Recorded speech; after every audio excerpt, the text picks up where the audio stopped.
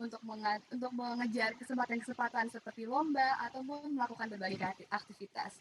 Namun hal ini tidak menjadi halangan untuk para narasumber kita hari ini, di mana mereka tetap semangat dalam berprestasi di tengah-tengah pandemi. Yuk nanti kita bakal ngobrol-ngobrol lebih lanjut ya dengan mereka. Selanjutnya telah hadir bersama kita yang terhormat Kepala Dinas Pendidikan DKI Jakarta, Ibu Nadiana. Halo Ibu. Halo semua, sehat anak-anakku sayang? Alhamdulillah sehat Ibu. Ya, Ibu, terima kasih sudah hadir bersama kita hari ini ya Bu.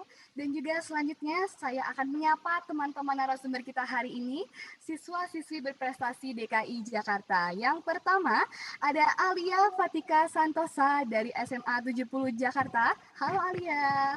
Halo Kak Manda. Lalu yang kedua ada Ahmad Fauzi dari SMPN 76 Jakarta.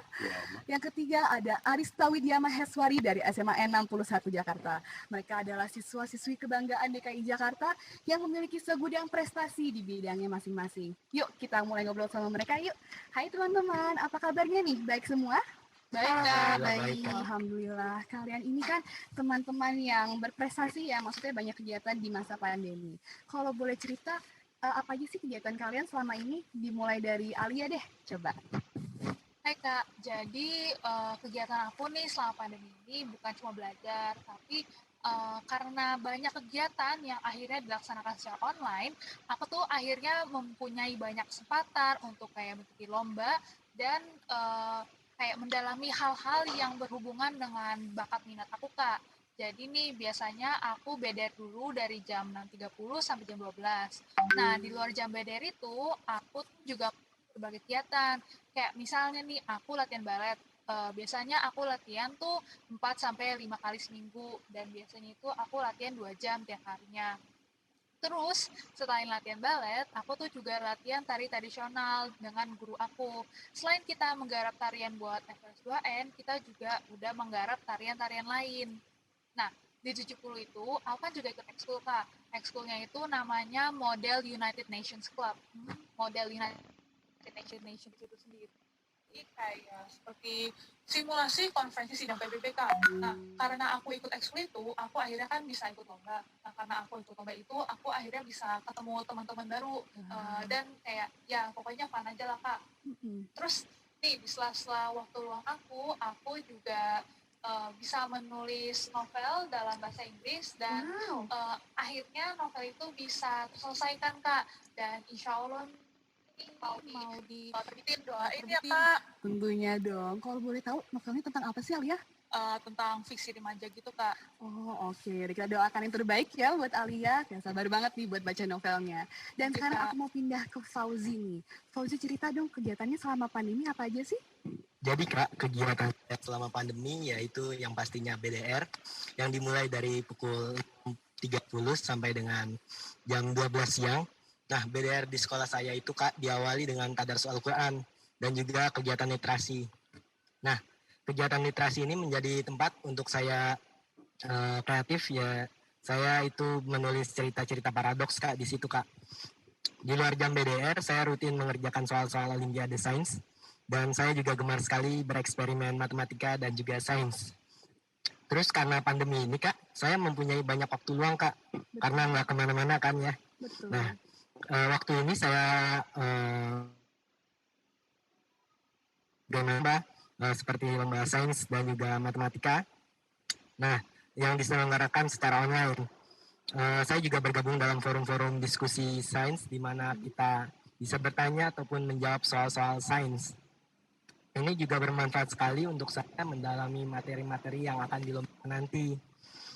Saya juga diberikan motivasi dari guru-guru saya serta juga dari saya Kak sebelum berkompetisi nanti. Wah, keren sekali Fauzi. Ternyata waktunya yang dimanfaatkan untuk persiapan lomba ya? Lomba Olimpiade Matematika. Iya. Keren sekali Fauzi. Hebat ya narasumber kita ya. Hebat banget ya Fauzi. Nah, kalau Arista sendiri, kegiatannya selama pandemi di rumah ngapain aja sih?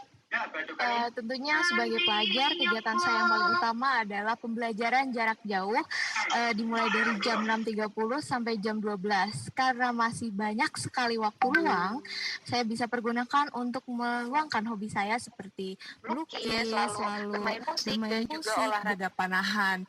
Selain itu, saya juga turut aktif di organisasi walaupun online.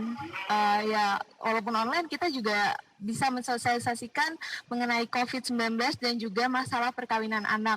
Terlebih lagi karena pandemi COVID-19 ya Kak, masalah perkawinan anak tuh semakin meningkat seperti itu, terutama di daerah-daerah. Dan saya ikut bergabung di organisasi Forum Anak Nasional di bawah naungan Kementerian Pemberdayaan Perempuan dan Perlindungan Anak. Di situ organisasi yang menyuarakan hak-hak anak, dan YCG Youth Coalition for Girls itu organisasi yang memperjuangkan hak dan kesetaraan anak perempuan. Akhir-akhir ini saya juga sering kali diundang untuk menjadi moderator ataupun narasumber di IG Live ataupun di webinar. Dan sebenarnya ada kegiatan yang sempat tertunda nih Kak, karena pandemi ya, itu kegiatan mengajar melukis di salah satu yayasan tempat adik-adik yang kurang beruntung dan di beberapa RPTRA, seperti itu Kak. Luar biasa ya Arista, di tengah-tengah kesibukan dia belajar, dia tetap aktif di berbagai organisasi dan sangat peduli dengan kesejahteraan anak dan perempuan. Nah sekarang kita bakal nanya nih ke Fauzi. Aku dengar-dengar kamu baru aja diterima di SMA unggulan M. Husni Tamrin. Bener nggak tuh Fauzi? Wah selamat ya. Fauzi selamat. Dari background kamu yang memiliki bakat di sains dan matematika, boleh gak sih ceritain ke kita semua prestasi-prestasi apa aja sih yang udah kamu raih hingga saat ini? Jadi alhamdulillah Kak, prestasi yang selama ini saya raih itu lumayan banyak. Yang bisa saya sebutkan yaitu saya pernah menjadi salah satu pemenang dalam ajang kompetisi online internasional BRICS Match, di mana kompetisi ini adalah kompetisi matematika internasional, di mana kita dituntut untuk berpikir logis, kreatif, inovatif, serta kritis juga Kak. Terus saya juga pernah menjadi juara 2 dalam ajang KSN SMP IPA tingkat kota, dan saya juga pernah mewakili DKI Jakarta dalam ajang KSN SMP IPA tingkat nasional Kak. Terus saya juga pernah mengikuti ajang MGMP IPA DKI Jakarta, dan alhamdulillahnya saya mendapatkan juara 2 dalam kompetisi tersebut. Terus saya juga pernah meraih medali perak dalam ajang Olimpiade Sains Ramadan. Olimpiade ini diselenggarakan pada awal bulan Ramadan. Terus saya juga pernah mengikuti kompetisi fisika SMP tahun 2021. Kompetisi ini dan alhamdulillahnya saya mendapatkan juara 3 dalam kompetisi itu Kak. Wow. Terus saya juga pernah meraih medali perunggu dalam ajang Sains Olimpiade Croatia 1. Dan itulah prestasi-prestasi saya selama ini Kak. Hebat banget ya Fauzi nih. Meskipun usianya masih muda, prestasi-prestasi udah sangat banyak ya Manda. Betul sekali Nisa, keren banget Fauzi. Sekarang kita bakal balik lagi nanya ke Arista nih. Dari catatan prestasi kamu sudah mengoleksi lebih dari 750 piala penghargaan dari bakat, melukis, dan mewarnai kamu ya? Ya betul Kak. Boleh gak sih ceritain ke kita semua, sejak kapan kamu mulai bakat mewarnai dan melukis kamu, dan prestasi-prestasi apa yang hingga saat ini sudah kamu capai? Aku mulai mewarnai dan melukis itu dari usia 4 tahun. Di situ awalnya sih masih cara-cara tembok ya Kak, karena masih kecil. Ya alhamdulillah papa mama gak marah sama sekali, malah mendukung aku dan membelikan aku alat lukis. Mulai TK aku diikutkan papa mama berbagai lomba. Tadinya sih supaya aku lebih berani dan lebih bisa mengasah bakat aku. Tapi karena makin sering menang, jadi keterusan akhirnya aku bisa meraih lebih dari 750 penghargaan, baik dari tingkat daerah maupun tingkat nasional. Piala tingkat nasional diantaranya waktu aku masih kelas 2 SD, itu aku lomba di Arisita Center, di situ aku meraih juara 3. Lalu ada FLS 2M tingkat nasional, lomba cipta seni pelajar tingkat nasional, itu Piala Presiden. tema di tempat dan ditentukan oleh presiden itu sendiri. Dan, terima kasih. Dan juga yang terakhir aku menangkan lomba Toyota Dream Car. Di situ aku lolos di tingkat nasional dan mewakili Indonesia ke ajang internasional. Ya walaupun saya belum berhasil. Dan saya juga berkesempatan berpameran lukisan, dan yang paling membanggakan bagi saya adalah bisa berpameran lukisan di galeri besar Indonesia, yaitu Galeri Nasional, tempat para pelukis hebat, pelukis besar memamerkan karyanya di sana. Saya berpameran selama 1 bulan di galeri tersebut, dan hasil karya saya kurang lebih 100-an karya itu sebagian sudah dikoleksi oleh pecinta seni, dan sisanya aku kumpulkan, aku lukis lagi bermacam-macam supaya doain saja pandemi cepat berlalu dan saya bisa berpameran kembali seperti itu. Luar biasa, bahkan prestasinya Arista sudah sampai ke kancah internasional ya. Betul loh Nis, tadi aku juga dengar katanya Fauzi juga sempat berkompetisi di internasional ya. Tuh keren banget ya narasumber kita hari ini. Nah sekarang kita udah mendengar nih dari Arista dan juga dari Fauzi. Sekarang tinggal Alia yang belum sharing. Coba dong Alia cerita ke kita apa aja yang udah kamu raih. Kan kamu kan di bidang bahasa dan juga seni ya. Coba boleh diceritain dong. Nah, seperti yang aku bilang tadi Kak, karena akhirnya banyak kegiatan yang dilakukan secara online, aku tuh akhirnya mendapat banyak kesempatan untuk kayak ikut lomba-lomba gitu Kak. Dan jadinya nih aku merasa nih kalau misalnya pandemi ini bukanlah kayak suatu halangan untuk aku atau kita stop menjadi produktif, malah itu sebagai pembuka kesempatan untuk kayak mencoba hal yang baru atau kayak menekuni bidang-bidang yang kita sukai. Nah, salah satu prestasi yang aku dapatkan nih Kak, itu aku berhasil mendapatkan medali perunggu di FLS 2N 2020 tingkat nasional di bidang rekreasi. Nah, selain itu kan tadi aku ikut juga lomba-lomba MUN kan Kak. Nah, aku mendapatkan 4 penghargaan dan 2 dari penghargaan tersebut merupakan dari lomba-lomba MUN yang dibilang cukup prestigius. Salah satunya itu adalah Indonesia Model United Nations yang diselenggarakan oleh Universitas Indonesia, dan satunya lagi adalah High School MUN yang diselenggarakan oleh Universitas Indonesia juga, tapi buat anak SMA Kak. Nah, terus akhir-akhir ini nih Kak, aku terpilih menjadi juri pendamping di salah satu lomba MUN bagi kita semua ya, karena kalian semua ini adalah inspirasi bagi anak-anak muda di DKI Jakarta. Untuk acara selanjutnya, kita akan bincang-bincang lebih lanjut nih dengan bintang tamu kita yang sangat spesial, Ibu Nadiana. Ibu, kita kan sudah mendengar ya Bu, paparan prestasi dan juga kegiatan dari teman-teman kita tadi. Menurut Ibu, apakah sudah sesuai dengan ekspektasi pendidikan yang tuntas dan berkualitas? Nah, terima kasih. Karakter, kenapa? Karena proses persiapan. Bicara pendidikan, ini adalah kalian adalah pemimpin-pemimpin yang di masa mendatang yang dirindukan. Sehingga ketika kita berekspektasi melakukan atau kita semua stakeholder ekosistem pendidikan ini ingin bahwa pendidikan ini anak-anak ini kita persiapkan. Benihnya ini kita persiapkan. Di sekolah ini adalah proses yang kita lakukan. Lalu apa yang dilakukan oleh DKI Jakarta tadi? Kita mulai, karena pendidikan itu kan tidak hari ini dikatakan pendidikan, lalu ini hasilnya tidak, tapi sebuah proses dalam jangka panjang. Betul, Bu. Aset di masa depan. Ini yang harus kita pahami. Kenapa karakter menjadi utama selanjutnya kita mengatakan seperti itu. Di pandemi ini, saya setuju dengan Alisa bahwa pandemi ini adalah proses percepatan kita mengambil momentum perubahan. Jadi kalau kita mindsetnya, kalau semua dipikirin negatif, aduh bete nggak temu teman-teman dan lain. Tapi saya sangat bangga, memang kita harus mengatakan bahwa yang kuasa mengirimkan pesan melalui tanda-tanda alam seperti ini. Betul. Adanya makhluk virus ukuran nanometer yang kita kenal corona saat ini, sesungguhnya itu menantang seorang Fauzi untuk mengembangkan terus gitu ya. Seorang Arista menuangkan dari tulisan-tulisan di goresan lukisannya. Seorang Alisa dalam sisi seni modelnya, dalam sisi seni yang lainnya, ini yang kita katakan. Jadi harapannya kita bisa menuntaskan pendidikan ini dan kita mengatakan bahwa anak-anak kita bisa punya kualifikasi yang sejajar. Apa yang diberikan oleh pemerintah DKI Jakarta mengintervensi.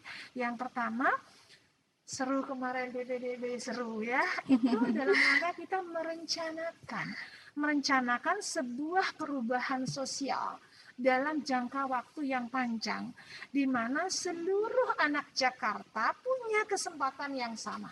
Tuh, seluruh anak Jakarta nanti bagaimana memperoleh ini yang sedang kita benahi. Jadi kita terus bebenah di Dinas Pendidikan. Bagaimana sejatinya pendidikan itu mau di SMA 70, mau nanti di SMA Muhammad Husni Tamrin, mau di SMA 80, mau di SMA 61 ataupun di SMA yang lain, atau sekolah-sekolah kita yang diselenggarakan oleh masyarakat. Sekolah-sekolah swasta nanti ke depan kita akan berharap punya kesetaraan dalam mutu dan kesetaraan dalam akses.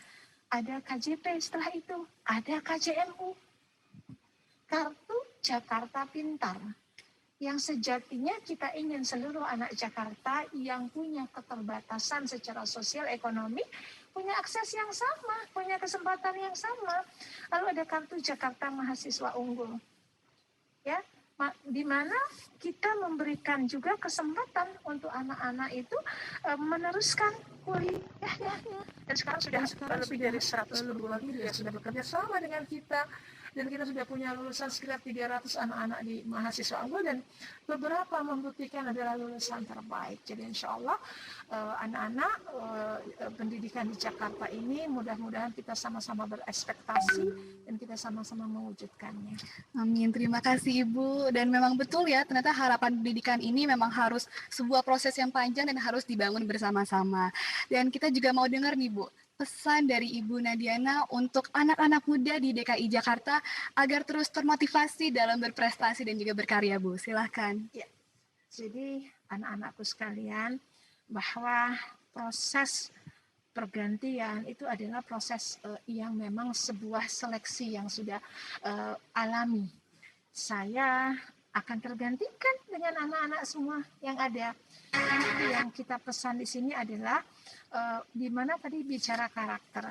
Jadi punya sekarang ini bukan sekedar orang-orang yang berprestasi tanda kutip dikatakan pintar, dikatakan, tapi adalah yang saya pesankan ke anak-anak, jadilah anak-anak yang tadi secara karakter berintegritas dan secara mental punya ketangguhan, tidak mudah menyerah, lalu secara olah rasa bahwa bagaimana kita ini punya tanggung jawab, punya responsibility. Jadi anak-anak punya responsibility juga. Kita sudah seperti ini, sehingga dari responsibility lahir juga rasa empati, rasa peduli. Ini yang paling penting.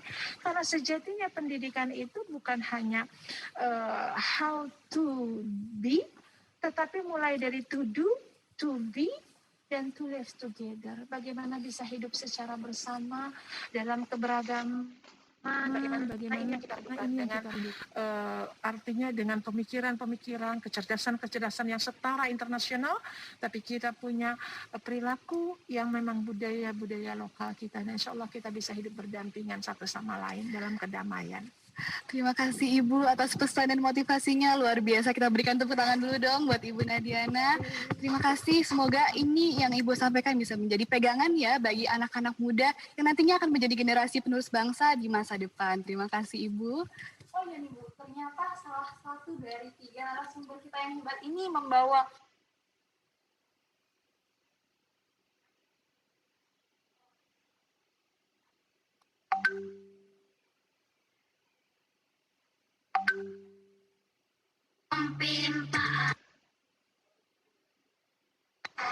Cek, masuk gak?